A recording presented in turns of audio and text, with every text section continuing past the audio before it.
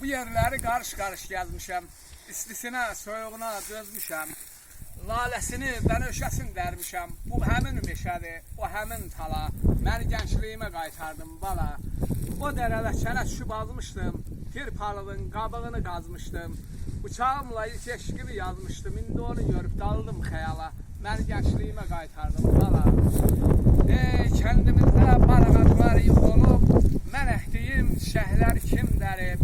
Doğma yurdu dolanırıq biz qərib. Tab etmir ürəyim, susar az qala. Məni gəncliyimə qaytardım bala. Yarpaqlar saralıb küləyə bənddir. Əzgillər yetişir, elə bir qənddir. O bizim yaylaqdır, bu bizim kənddir. Coma yerimizdir bu düz, bu tala. Məni gəncliyimə qaytardım bala. Dağlar oğlu bu yerlərdə boy atıb. Gah oynayıb, gah yıxılıb, gah yatıb. Bir gözəlin eşqi ilə sarılıb. O qamətə, o tala. Məni gəncliyimə qaytardım bala. Sağ olayım, sağ ol. Sağ ol yar, ağzın qolun var olsun.